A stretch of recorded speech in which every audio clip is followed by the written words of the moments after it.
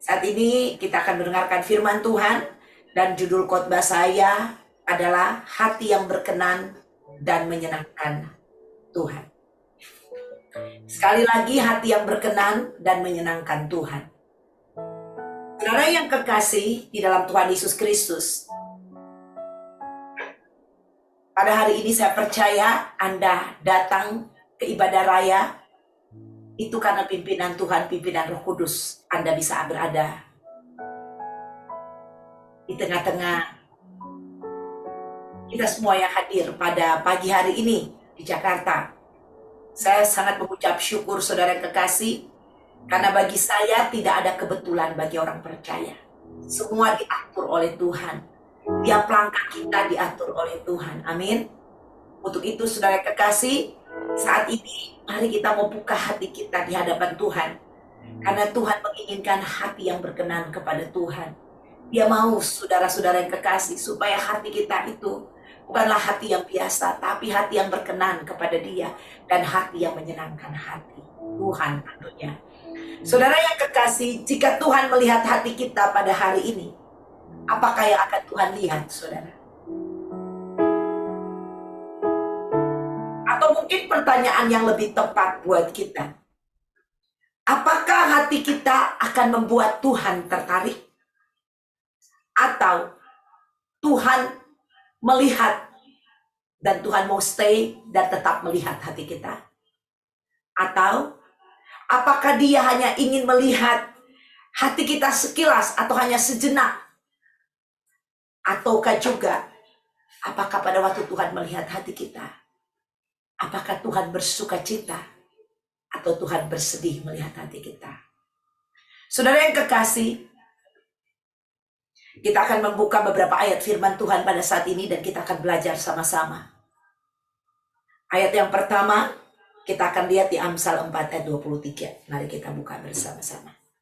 Amsal 4 ayat 23. Jagalah hatimu dengan segala kewaspadaan, karena dari situlah terpancar kehidupan. Saudara yang kekasih, hati itu ada di dalam kita yang tidak dapat dilihat oleh orang. Hati itu tersembunyi yang tidak ada manusia yang tahu. Kita mungkin bisa berbohong atau bisa berpura-pura, saudara yang kekasih, untuk menyampaikan, mengeluarkan isi hati kita. Tetapi Tuhan tahu, saudara yang kekasih. Kita bisa berbohong kepada orang-orang di sekitar kita mengenai hati kita. Kita mungkin saja berbicara tentang hati kita. Kita berkata bahwa kita jujur, mau cerita, mau curhat mengenai hati kita. Tetapi saudara yang kekasih, saya percaya bahwa ada orang bisa berkata-kata jujur, tetapi ada orang juga bisa berbohong, berpura-pura, saudara. Menceritakan tentang isi hatinya. Tapi bagi Tuhan tidak ada yang tersembunyi. Dikatakan oleh firman Tuhan, mata Tuhan menjelajahi ke seluruh bumi. Dan Dia mencari hati yang berkenan kepadanya. Berarti dengan kata lain, Tuhan tahu setiap hati manusia. Tidak ada yang tersembunyi bagi Dia. Dan hari ini pun Anda ada di sini.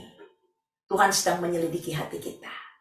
Apakah sungguh-sungguh hati kita tertuju kepada Tuhan atau tidak?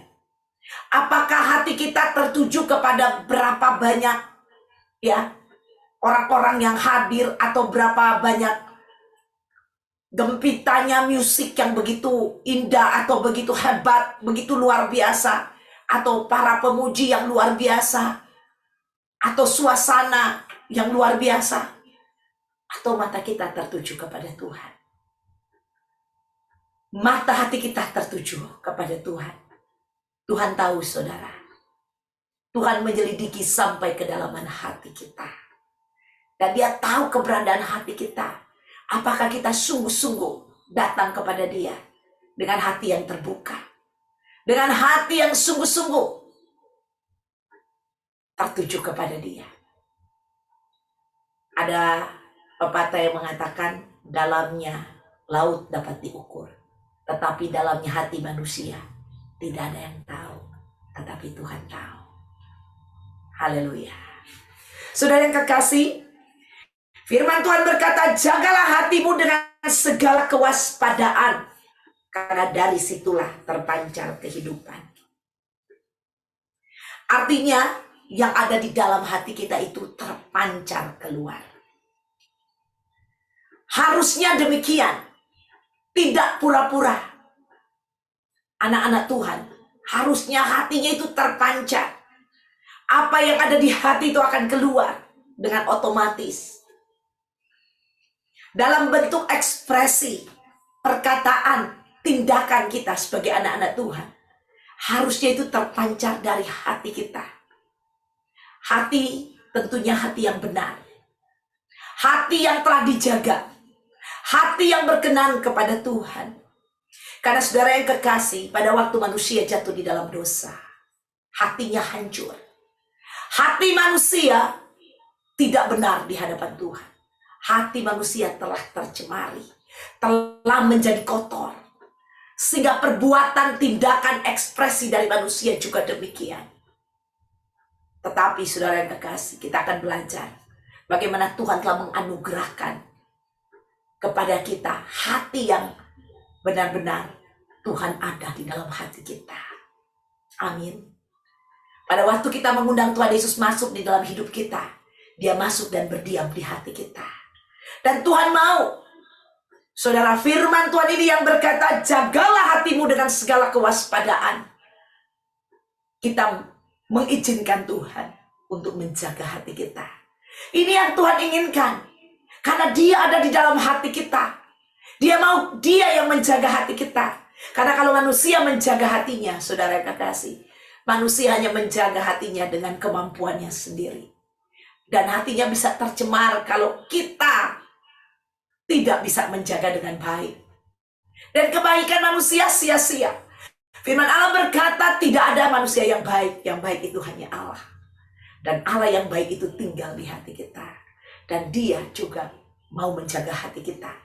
Tapi dengan catatan kalau kita mengizinkan Dia menjaga hati kita. Tuhan tidak pernah memaksakannya. Di sini dikatakan, jagalah hatimu dengan segala kewaspadaan. Saya nggak yakin kalau kita bisa menjaga hati kita dengan waspada. Karena terkadang ada hal-hal yang kita aja kurang waspada, benar? Sehingga bisa melakukan kesalahan demi kesalahan di dalam kehidupan kita. Jadi yang paling jago menjaga hati kita adalah Allah. Dan Allah itu lewat Roh-Nya yang kudus ada di dalam hatimu dan saya. Ada amin? Dan kalau kita izinkan, Dia mau menjaga hati kita. Karena hati ini harus dijaga secara waspada. Karena dikatakan di sini, karena dari situlah terpancar kehidupan. Kalau hati tidak benar, saudara, tidak mungkin ada kehidupan yang terpancar dalam hidup kita. Hidup kita bagaikan kematian. Kalau hatinya tidak dijaga, hatinya tidak benar, hidup ini bagaikan kematian, saya katakan. Saudara mengerti arti kematian? Kematian artinya bahwa tidak ada kehidupan. Mentok-mentoknya selalu tidak ada jalan keluar, selalu dead end. Saudara, ada banyak kali dalam kehidupan kita mengalami dead end. Yang iblis coba memberhentikan kita. Tapi saya percaya kalau hati kita bisa dijaga oleh Tuhan, dikatakan karena dari situlah terpancar kehidupan. Ada amin. Iblis bisa saja melemparkan kematian atas hidup kita. Karena iblis datang untuk mencuri, membunuh, dan membinasakan. Dia lemparkan hal-hal yang membunuh kita, yang membuat jalan buntu dalam kehidupan kita, yang membuat tidak ada jalan keluar dalam kehidupan kita, saudara. Tapi saya percaya kalau hati kita bisa dijaga dengan baik, dengan waspada, di situ akan terpancar kehidupan. Iblis lemparkan kematian, iblis lemparkan jalan-jalan yang tertutup. Saya percaya Tuhan akan membukakannya bagi kita. Ada jalan kehidupan. Artinya tidak ada jalan buntu. Ada jalan-jalan yang tidak bisa, saudara, yang kita lalui. Tetapi bersama dengan Tuhan yang adalah kehidupan, Dia datang untuk memberikan kita kehidupan. Saya percaya jalan-jalan yang suka, jalan-jalan yang gak bisa kita lalui, pasti kita bisa lalui bersama dengan Tuhan. Haleluya. Hatinya harus dijaga, saudara. Jika hati kita baik, maka apa yang keluar dari hidup kita juga baik, saudara yang kekasih. Saya percaya kalau Tuhan yang menjaga hati kita, saudara, pasti kebaikan-kebaikan Tuhan yang akan keluar dalam kehidupan kita. Haleluya. Saudara yang kekasih, hati itu menggunakan aspek emosional dan perasaan. Hati. Ya, kalau pikiran menggunakan suatu yang logik, yang berlogika. Tetapi hati sekali lagi menggunakan aspek emosional dan perasaan. Dalam hal berpikir, kita masing-masing manusia memiliki pola berpikir yang berbeda, betul? Nah, ini berpikir, saudara. Kita diperhadapkan dengan keadaan dan situasi untuk mencari jalan keluar pada waktu ada situasi dan keadaan. Ini pikiran. Karena pikiran ini berbicara tentang logik, logika. Logika itu apa yang dilihat, saudara. Apa yang dihitung oleh kepalanya. Ya, semakin hebat, semakin pintar seseorang, logikanya itu dia maksudnya semakin berlogika, dan logikanya dia itu semakin mendekati ketepatan logika, ya, lebih tepat analisa logikanya dia. Tetapi kalau orang itu kurang pintar, saudara, orang ini dengan logika bisa melakukan banyak kebodohan secara logika. Nah, itu kalau berbicara tentang logika. Tapi saya tidak mau bahas tentang logika. Karena manusia memang biasanya memakai logika pada waktu Anda mengalami situasi dan keadaan. Apa saja, logikamu langsung jalan, betul? Langsung. Anda langsung berhitung. Anda langsung mulai memperkirakan ini dan itu. Kalau begini, saya akan ambil langkah begini. Kalau begini, saya harus begini. Ini harus begini, ini harus begitu. Dan semakin Anda berpengalaman pikiranmu dengan logika, Anda semakin mengarah kepada ketepatan daripada analisa logika yang Anda coba pikirkan, ya, saudara yang kekasih. Langkah-langkah yang akan Anda ambil. Dan saudara yang kekasih, saat kita lebih mengkedepankan pikiran kita atau analisa logika kita, itu akan menekankan kepada logika kita atau penilaian kita dengan aspek-aspek logika yang ada. Ya, tetapi pada waktu kita mengedepankan atau mempersilahkan atau menggunakan hati, maka hasilnya, saudara yang kekasih, akan berbeda. Kita akan memandang aspek yang kita pandang di situ bukan lagi aspek logika, tapi lebih kepada aspek emosional, ya, tadi yang saya sudah katakan, dan perasaan. Saya kasih contoh. Saudara, pada waktu Anda melihat seorang ibu yang menggendong anaknya yang masih bayi, ya, dan seorang ibu itu menenteng tas, ya, yang sangat berat, dan berada di dalam bis bersama-sama dengan Anda yang sedang duduk di dalam bis itu, saudara. Dan kalau Anda memakai logika, Anda akan berpikir, loh, saya duluan datang, saya yang duduk duluan, sama-sama kita bayarnya juga sama, dan siapa duluan siapa dapat tempat, enak aja, gitu, ya. Tetapi pada waktu Anda menggunakan hati, logikamu tidak ada lagi, tidak berarti lagi. Karena Anda menggunakan hati, perasaan dan emosional Anda, itu Anda kedepankan. Nah, pada waktu Anda mengedepankan emosimu, ya, dan perasaanmu, saudara yang kekasih, apa yang terjadi? Kita melihat terbentuknya karakteristik yang lebih dermawan, betul? Yang lebih punya, kalau orang bilang gini, ini orang punya perasaan, punya hati. Kalau orang itu nggak punya hati, ya, dia cuma punya pikiran, tapi nggak ada hati. Nah, orang yang menggunakan hati akan mempersilahkan orang tua atau ibu-ibu ini yang menggendong bayi serta membawa tentengan yang berat itu untuk duduk di tempat duduknya dia. Akan lebih dermawan. Amin. Siapa yang setuju? Ya. Demikian, saudara. Seperti itu. Nah, sebaliknya jika kita berpikir menggunakan pikiran, maka akan terbentuk juga satu karakteristik atau pola pikiran yang berhubungan dengan yang tadi saya katakan, tingkat kecerdasan kita. Logika. Ya. Nah, saudara, Kita belajar pada hari ini tentang hati yang berkenan kepada Tuhan. Bukan logika, bukan pikiran yang berkenan, tapi hati yang berkenan dan menyenangkan hati Tuhan. Amin. Saudara yang kekasih, hati harus kita kedepankan pada waktu kita mendengarkan firman Tuhan. Logika harus mundur. Hati yang kita kedepankan. Nah, firman Allah berkata, jagalah hatimu dengan segala kewaspadaan, karena dari situlah terpancar kehidupan. Ini firman Tuhan. Jadi kalau Anda mau lihat di dalam kehidupanmu ini, segala sesuatu menjadi hidup, Anda harus bisa menjaga hatimu. Tapi tadi saya katakan, tidak mungkin kita bisa menjaga hati kita dengan segala kewaspadaan. Tapi puji nama Tuhan dengan anugerah Tuhan. Waktu kita menerima Tuhan Yesus telah masuk dalam hidup kita. Melalui Roh-Nya Kudus tinggal di dalam hati kita. Amin. Untuk itu izinkan Roh Kudus untuk menguasai hatimu dan saya. Sehingga hati kita boleh menjadi hati yang berkenan kepada Tuhan.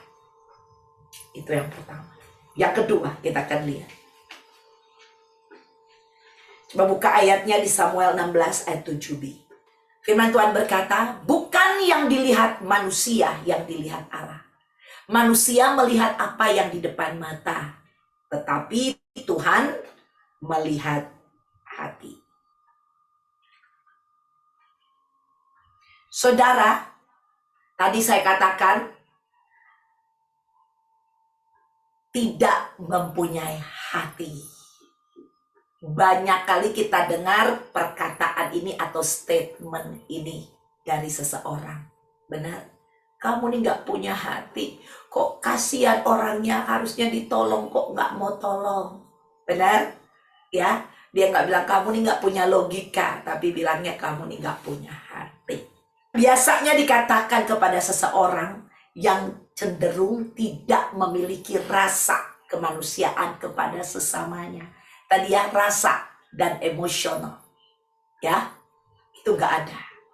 Ya, makanya dibilang gak punya hati. Sedangkan tadi saya katakan tidak punya pikiran dikatakan kepada orang yang dianggap bodoh, tidak bisa menyelesaikan sesuatu. Ya, orang ini kurang pintar, bodoh, logikanya gak dipakai, makanya dia gak bisa nyelesain segala sesuatu. Anda pernah dengar itu? Ya, ini orang bodoh banget. Mbak, pakai pikirannya Mbak ya. Karena dibilang sama ibunya, punya dari sana, bukan dari situ. Aduh, ini Mbak, ini logikanya gak dipakai. Nah, Mbaknya itu belum pernah sekolah kayak nyonyanya. Mungkin sekolah nyonyanya tamatan S1. Mbaknya mungkin gak sekolah, SD aja gak tamat. Jadi Mbaknya logikanya kurang baik. Ya, jadi nyonyanya bilang A, Mbaknya lakukannya B, saudara. Sehingga nyonyanya marah-marah terus. Aduh, ini bodoh banget. Jadi logika itu diukur dengan kepintaran. Orang pintar atau tidak pintar, itu logika. Saudara yang kekasih. Tetapi hati, Tuhan melihat hati, tidak diukur dengan logika. Amin. Haleluya. Puji Tuhan. Saudara yang kekasih, kalau kita melihat keadaan hati kita, berarti Tuhan sedang berbicara kepada kita. Jadi kalau kita selidiki hati kita, ini Tuhan sedang berbicara kepada kita hari ini. Nah, saudara tangkap ini dengan hatimu, dengan mata hatimu. Hati itu punya mata, bisa melihat. Amin. Haleluya. Secara logika ini nggak mungkin. Makanya ada banyak orang-orang berkata bahwa, oh, ini nggak mungkin lah. Masa firman Tuhan bilang begini. Kita kan udah dikasih logika sama Tuhan. Dia pakai logika dong, gini-gini. Ya, saudara, ini kurang tepat. Saudara, kurang tepat. Ya, karena di firman Allah Tuhan berbicara kepada kita. Itu melampaui segala akal dan pikiranmu. Amin. Tuhan berbicara firman Tuhan kepada kita. Tuhan mau menyatakan bahwa dia adalah Allah. Dia bukan manusia. Kalau manusia Anda bisa ukur dengan logikamu. Semakin Anda pintar, semakin Anda bisa mengukur. Makanya banyak orang semakin pintar, tambah pintar, akhirnya dia tidak percaya adanya Tuhan. Karena logikanya yang jalan. Betul? Saudara, kalau Anda sering berjalan dengan logikamu untuk Anda melihat Tuhan, ini agak sulit, saudara. Tadi barusan kita baca, saudara yang kekasih, di 1 Samuel 16 ayat 7 dibilang bukan apa yang dilihat manusia, yang dilihat Allah. Manusia melihat apa yang di depan mata, tapi Tuhan melihat hati. Jadi pada waktu kita mempergunakan sekali lagi logika kita untuk kita mencerna firman Tuhan, Anda akan mentok. Ya, mungkin ada kalanya masih agak nyambung, tetapi giliran terus lebih dalam lagi itu udah bisa nggak nyambung, saudara. Udah tulalit itu dia. Ya, kalau kita memakai logika kita. Makanya akhirnya timbul ya orang-orang yang mempunyai pandangan, oh mujizat itu nggak ada lagi. Seperti itu, karena logikanya bekerja keras. Seperti itu.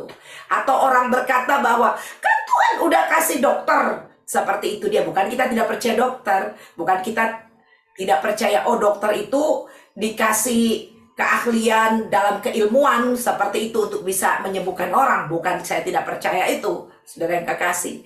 Ya, tapi yang saya percaya bahwa bagi Tuhan tidak ada yang mustahil. Amin. Kalau dokter aja bisa nyembuhin, apalagi Tuhan. Ada amin. Haleluya. Ya. Nah, ini yang harus kita pegang, yang harus kita bisa lihat dengan hati kita, mata hati kita. Bahwa bukan apa yang dilihat orang, tapi Tuhan lihat hati, saudara yang kekasih. Nah, kalau kita melihatnya, selalu melihat apa yang kita lihat. Waduh, ini keren banget. Ini orang kaya. Waduh, kalau orang kaya ini, saudara kita datang kepada dia, pasti dia bisa kasih kita uang, dia bisa tolong kita. Kalau itu orang miskin, kalau kita datang dia mau kasih apa sama kita? Itu logika kita. Betul? Saudara, itulah sebabnya kalau kita menggunakan logika kita dan firman Tuhan menyuruh kita untuk melakukan A, B, C yang tidak sesuai dengan logika kita, saudara yang kekasih, banyak kalanya atau banyak kali logika yang menang. Kita bilang amin amin, tetapi pada kenyataannya kita tidak mempergunakan mata hati kita yang kita pakai dalam logika kita. Dan akhirnya firman Tuhan dan logika, saudara, itu bermain di dalam kehidupan kita. Nah, pada waktu logika mulai terus merasuk kita, dan firman Tuhan ini dia yang di hati kita juga mau coba keluar, saudara yang kekasih, ya, itu tidak bisa maksimal karena dibatasi oleh logika. Dan Tuhan berkata orang yang bimbang tidak mendapat apa-apa dalam hidupnya. Orang yang mendua hati tidak mendapat apa-apa. Saudara yang kekasih, hati yang berkenan kepada Tuhan dan menyenangkan hati Tuhan adalah hati yang telah diubah oleh Tuhan, atau hati yang dijaga oleh Tuhan secara waspada. Amin. Hati yang mengeluarkan kehidupan. Dan ini hati yang berkenan kepada Tuhan. Karena kalau kita baca di jelas banget ya saudara yang kekasih. Ada di, nanti kita akan lihat di kitab Roma ya. Tapi saya nggak tampilkan, tapi nanti saya akan bahas. Nanti di ayat yang berikutnya. Di situ saya juga akan menunjukkan kepada Anda. Di kitab Roma bagaimana segala sesuatu itu berasal dari Tuhan. Ya. Jadi untuk menjaga hati kita pun, kita harus minta Tuhan yang menjaga. Karena segala sesuatu berasal daripada Tuhan. Tidak berasal daripada diri kita. Apalagi orang percaya yang telah ditebus oleh darah Yesus, kita harus menjadikan Tuhan itu the center of our life. Dia adalah sumber dari kehidupan kita. Apa-apa harus berasal dari dia. Kekuatannya, kuasanya, kebajikannya, kasihnya, perlindungannya, penyertaannya, kesembuhannya. Amin. Semua harus berasal dari dia, bukan berasal dari siapa-siapa. Yang berikutnya ayat di Kisah Rasul 13 ayat 22. Nah, ini yang saya mau katakan kepada Anda. Setelah Saul disingkirkan, Allah mengangkat Daud menjadi raja mereka. Tentang Daud, Allah telah menyatakan, aku telah mendapat Daud bin Isai, seorang yang berkenan, perhatikan, yang berkenan di hatiku, dan yang melakukan segala kehendakku. Saudara, Daud ini adalah the man after God's own heart. Jadi adalah orang yang berkenan di hati Allah. Penting sekali. Nah, orang yang berkenan di hati Allah adalah orang yang hatinya telah dijaga dengan waspada. Amin. Sehingga berkenan di hadapan Tuhan. Kalau kita lihat di sini tentang Daud, bahwa Allah telah menyatakan kepada dia, atau Allah sendiri bersaksi tentang Daud. Pada waktu Nabi Samuel berkata-kata kepada Raja Saul, dikatakan bahwa setelah Saul disingkirkan, Allah telah mengangkat Daud menjadi raja mereka. Pada waktu Saul, dia berhadapan dengan Nabi Samuel datang kepada dia, karena Saul ini tidak dengar-dengaran kepada firman Tuhan. Dan akhirnya Nabi Samuel datang kepada dia dan berkata bahwa Saul, hari ini juga kerajaan telah diambil oleh Tuhan daripadamu. Dan Tuhan telah memilih orang yang akan menggantikanmu. Yaitu Tuhan memilih Raja Daud, saudara, untuk menggantikan Saul. Nah, kalau kita lihat di ayat ini di Kisah Rasul 13 ayat 22 dikatakan, setelah Saul disingkirkan, Allah mengangkat Daud menjadi raja mereka. Tentang Daud, Allah telah menyatakan, aku telah mendapatkan Daud bin Isai, seorang yang berkenan di hatiku dan yang melakukan segala kehendakku. Saudara, di sini dikatakan bahwa Allah telah bersaksi, menyatakan, artinya Allah menyatakan adalah Allah bersaksi. Tuhan berbicara kepada Samuel bahwa aku telah mendapatkan seorang yang berkenan. Nah, banyak orang suka salah, saudara yang kekasih, suka salah menerjemahkan pemilihan Daud sebagai raja ini. Mereka suka bilang begini, bahwa Daud ini Tuhan berkenan kepada dia karena Daud itu pada waktu dia melakukan pembunuhan terhadap suaminya Batsheba, dan dia mengambil Batsheba menjadi istrinya, dan dia memperkosa Batsheba atau melakukan perzinahan dengan Batsheba. Dan pada waktu Nabi Nathan datang kepada dia, dan akhirnya Nathan menegur dia dan dia bertobat. Saudara, dan dikatakan setelah dia bertobat, dan akhirnya Tuhan itu jadi berkenan kepada dia. Saudara, kata-kata berkenan ini dikatakan bukan pada waktu peristiwa yang tadi terjadi, tetapi dikatakan di Kisah Rasul ini setelah Saul disingkirkan, Allah mengangkat Daud menjadi raja mereka. Jadi pada waktu Nabi Samuel disuruh untuk pergi ke rumahnya Isai. Isai itu adalah bapaknya Daud. Dan disitulah Nabi Samuel berbicara kepada Isai untuk mau mengurapi anak daripada Isai yang telah dipilih oleh Tuhan untuk menjadi raja. Dan Isai, dia mengeluarkan anak-anaknya yang adalah prajurit-prajurit yang gagah perkasa bekerja di Saul, dikeluarkan anak-anaknya dari anak pertama, anak kedua, dan seterusnya, saudara yang kekasih. Tetapi Nabi Samuel berkata, bukan ini yang diinginkan Allah. Dan dia berkata, masih ada lagi enggak? Karena Daud tidak dikeluarkan. Ayahnya sendiri pandang enteng kepada dia. Tetapi di mata Tuhan, dia berkenan, saudara. Amin. Haleluya, di hadapan Tuhan. Dan akhirnya dibilang sama Nabi Samuel, ada lagi enggak? Oh, masih ada. Tetapi dia lagi menjaga kambing domba. Suruh panggil dia. Dan pada saat itu juga Samuel datang dan mengurapi Raja Daud, calon raja Israel, menggantikan Saul. Dan Tuhan memimpin Raja Daud ini sampai kepada peperangan, dia mengalahkan Goliat. Tuhan telah mengatur semuanya, amin. Orang-orang yang hidupnya hatinya berkenan kepada Tuhan, atau orang-orang yang hidupnya menjaga hatinya, atau mengizinkan Tuhan menjaga hatinya dengan segala kewaspadaan, saudara yang kekasih, dari hidupnya akan memancar kehidupan, ada amin, saudara. Dan orang-orang seperti ini akan dibawa oleh Tuhan, karena Tuhan berkenan kepadanya. Dan Tuhan akan membawa orang-orang seperti ini dan mengangkat orang-orang seperti ini, saudara. Pengangkatan itu bukan datang dari manusia, tapi kalau Tuhan yang mengangkat, tidak ada yang dapat menurunkannya.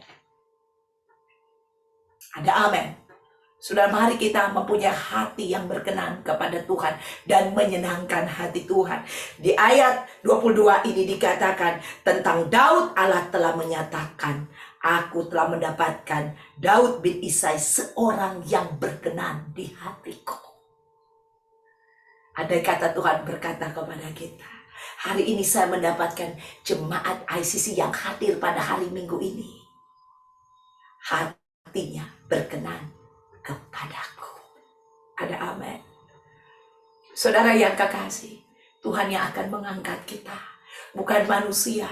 Kalau manusia mengangkat kita, kadang diangkat tiba-tiba dibanting lagi. Tapi kalau Tuhan yang mengangkat, tidak ada yang bisa membanting Anda. Kalau Tuhan yang mengangkat, tidak ada yang bisa menurunkan Anda. Kalau Tuhan yang membuka jalan, tidak ada yang dapat menutupnya. Kalau Tuhan yang melakukannya, tidak ada yang dapat melawannya. Firman Allah berkata, kalau aku di pihakmu, siapakah lawanmu? Gak ada. Daud ini berkenan. Dikatakan berkenan di hatiku dan yang melakukan segala kehendakku. Dia dipilih pada waktu dia masih kemerah-merahan. Saudara, saya percaya, ya, Daud ini telah berkenan pada waktu dia diberi tanggung jawab untuk menjaga 2-3 ekor kambing domba ayahnya. Dia bertanggung jawab dengan baik dan benar. Mungkin hari ini Anda diberi tanggung jawab oleh Tuhan. Dalam hal yang mungkin Anda lihat, aduh, apa artinya saya cuman kayak begini, cuman kayak begitu. Jangan pandang enteng, saudara. Kita gak pernah tahu Tuhan sedang mempersiapkan kita menjadi seseorang yang bisa mengubah bangsa kita, yang bisa mengubah daerah kita, yang bisa mengubah kantor di mana kita berada, yang bisa mengubah keadaan dan situasi yang tidak mungkin menjadi mungkin. Apa yang Tuhan percayakan dalam hidupmu, Anda setia. Daud ini 2-3 ekor. Betul, saudara. Kalau dilihat, dibandingkan compare dengan kakak-kakaknya. Kakak-kakaknya adalah prajurit yang bekerja di kerajaannya Saul. Kalau bekerja di kerajaannya Saul itu seolah-olah kalau pada masa itu, waduh, karirnya luar biasa bekerja di kerajaan. Ya, saudara, kalau bekerja di kerajaan, waduh, itu hebat. Zaman dulu itu hebat. Daud tidak ada orang yang kenal. Yang kenal sama dia adalah domba-dombanya. Benar? Domba-dombanya itu mengenal gembalanya, dikatakan. Ya, kalau Daud datang disambut sama domba-dombanya. Cuma 2-3 ekor.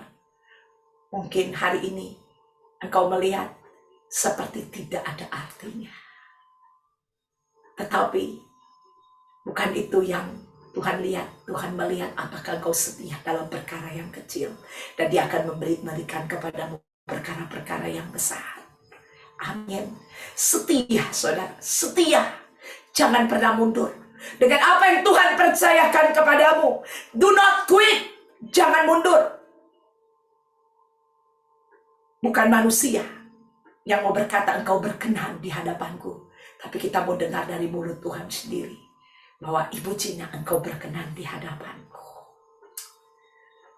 Amin. Pak Julius, engkau berkenan di hadapanku. Haleluya. Saudara, kita mau dengar. Seperti Tuhan berkata, dia menyaksikan sendiri bahwa aku telah mendapat Daud bin Isai, seorang yang berkenan di hatiku dan yang melakukan segala kehendakku. Beri kemuliaan bagi Tuhan. Haleluya. Hari ini juga Tuhan sedang berjalan di depan Anda dan saya. Saudara, minta dia selidiki hati kita. Kalau masih ada yang gak baik, bilang, Tuhan, take over my heart.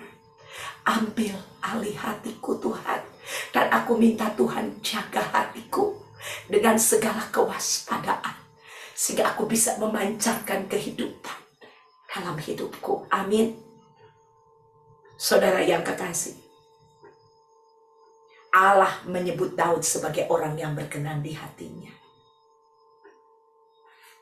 Saudara, ini luar biasa. Yang bilang itu adalah Allah. Jangan dengar apa kata orang. Jangan. Jangan dengar apa kata manusia kepadamu. Tapi mulai belajar untuk hidup berkenan kepada Allah. Mungkin gak ada orang yang lihat Anda datang. Gak ada orang yang lihat bahwa Anda sedang melayani Tuhan. Anda sedang mengerjakan pekerjaan yang Tuhan kerjakan dalam hidupmu. Mungkin orang bilang, alah cuman begitu, apa artinya, mana ini, itu, dan segala macam. Jangan hiraukan itu. Karena saya percaya, mata Tuhan sedang menjelajahi ke seluruh bumi, dan dia mencari hati yang berkenan kepadanya.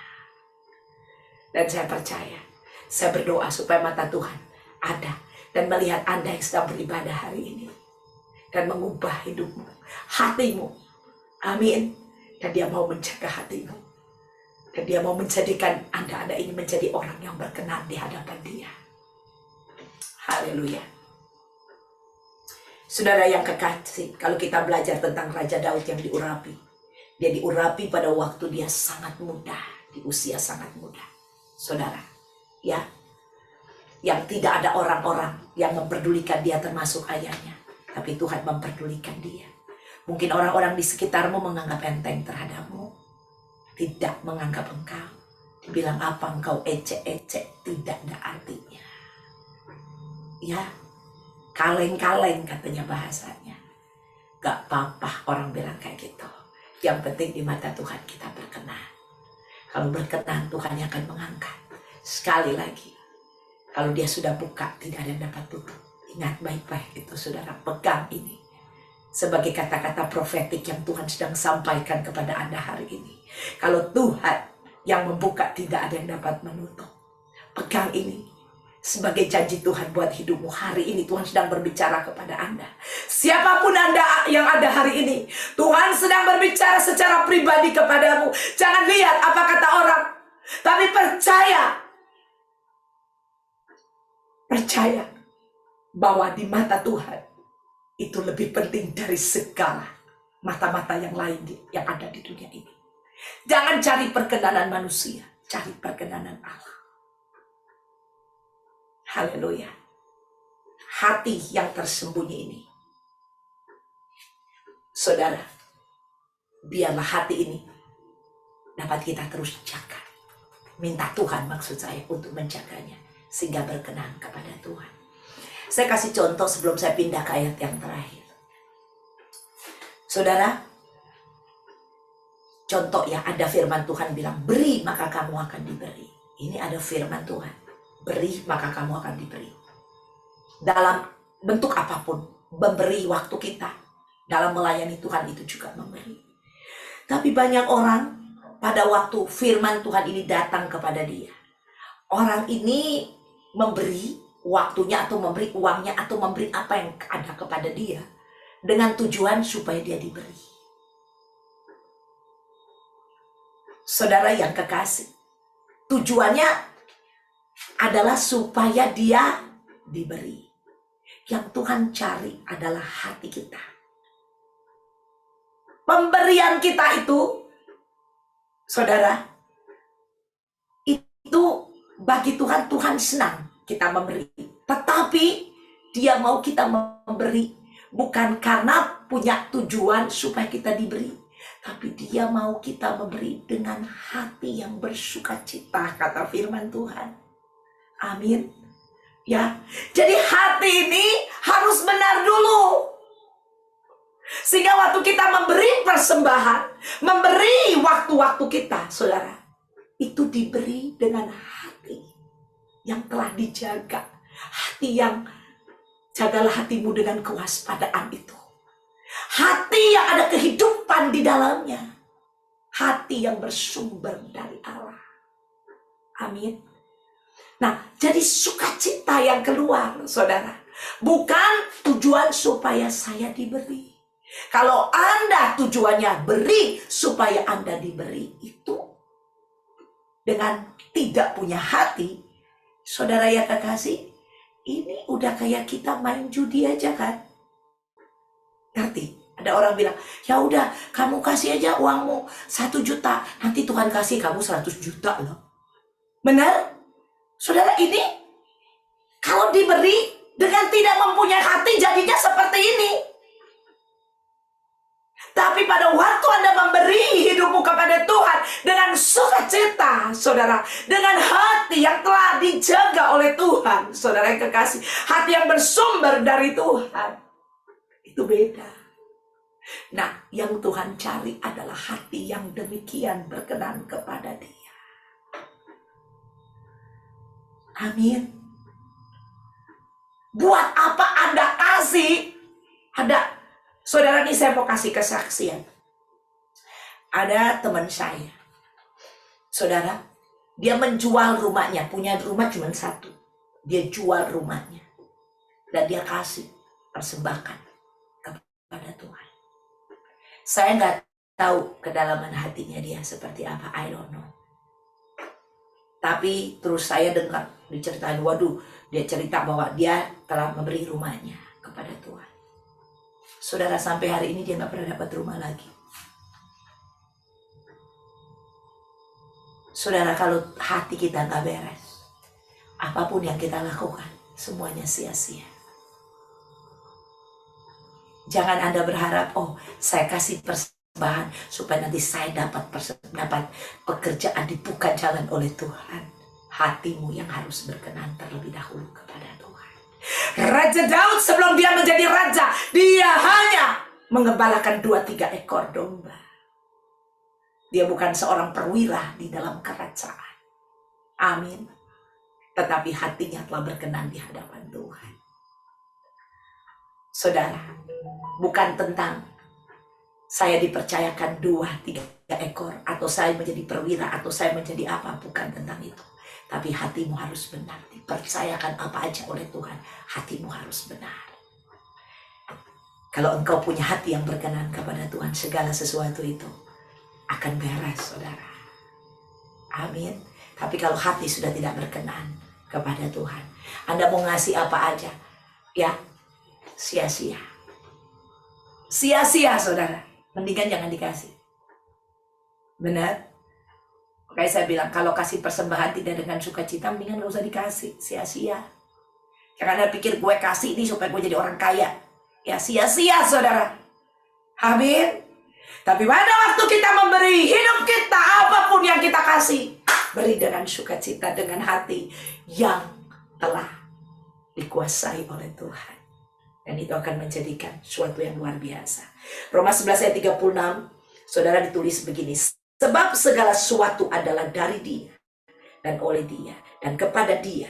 Bagi Dialah kemuliaan sampai selama-lamanya. Dia adalah sumber. Untuk itu, saudara, mari serahkan hati kita kepada Dia. Minta hati yang berasal daripada Tuhan. Hati yang Tuhan jaga. Hati yang Tuhan lindungi. Hati yang bersumber daripada Tuhan. Karena dikatakan dari Dia, oleh Dia, dan kepada Dia. Amin. Sehingga hati kita ini benar-benar berasal daripada Dia, oleh Dia, bagi Dia, dan kepada Dialah kemuliaan sampai selama-lamanya. Ayat yang terakhir, Roma 5 ayat 5. Dan pengharapan tidak mengecewakan, karena kasih Allah telah dicurahkan di dalam hati kita oleh Roh Kudus yang telah dikaruniakan kepada kita. Apabila kita memiliki hati Kristus atau hati Allah, dikatakan di sini, karena kasih Allah telah dicurahkan di dalam hati kita. Jadi kasih Allah tuh udah ada di dalam hati kita. Untuk itu kita izinkan. Amin. Ya, izinkan kasih itu bekerja di dalam kita. Ya, ini dikatakan oleh Roh Kudus yang telah dikaruniakan kepada kita. Jadi kasihnya telah diberikan kepada kita oleh Roh Kudus yang Tuhan telah karuniakan kepada kita. Di hati kita ada kasih Allah. Itulah sebabnya di ayatnya di sini, di statement yang pertama dikatakan, dan pengharapan tidak mengecewakan. Apa yang Anda harapkan sampai hari ini yang belum Anda lihat terjawab? Apa yang Anda doakan dan harapkan Tuhan melakukan sesuatu bagi hidupmu, tapi Anda belum melihat jawaban itu terjadi? Firman Allah berkata, dan pengharapan tidak mengecewakan, karena kasih Allah telah dicurahkan di dalam hati kita. Kalau hatimu ini bersumber dari Allah, hatimu dijaga dengan segala kewaspadaan, hati ini akan memancarkan kasih Allah. Tuhan bilang, kalau engkau mengasihi aku, engkau akan melakukan segala perintahku. Amin. Kalau ada kasih Allah di dalam hatimu, itu akan terpancar kehidupan Kristus di dalam hatimu. Dan percaya, saudara yang kekasih, dengan hati yang sudah dijaga, hati di mana ada kasih Allah yang bekerja, saudara, di situ pengharapan-pengharapanmu yang sampai hari ini kau belum menerima jawaban, pada waktu kasih itu bekerja dan Tuhan bekerja atasmu, kasih Tuhan akan mengalir, memenuhi hidupmu dan membuka hal-hal yang tidak mungkin bagimu. Pengharapan yang kau harapkan sampai hari ini belum terjawab, Tuhan akan membuat itu dan menjawab itu menjadi kenyataan buat Anda. Asalkan hatimu benar di hadapan Dia, hati yang berkenan dan menyenangkan hati Tuhan, itu yang Tuhan inginkan. Jadi make sure kita hidup dengan hati yang dipenuhi oleh kasih Allah dan hati yang dijaga secara waspada oleh Tuhan. Karena dari situlah Anda akan melihat semua yang mati di dalam hidupmu, Anda akan melihat menjadi hidup yang tidak mungkin sekali lagi menjadi mungkin. Yang datang dengan situasi, tantangan, pergumulan, sakit, penyakit, apapun itu namanya, percaya ada kehidupan, ada jalan keluar. Milikilah hati yang berkenan kepada Allah dan menyenangkan Tuhan. Nama Tuhan dipermuliakan. Amin.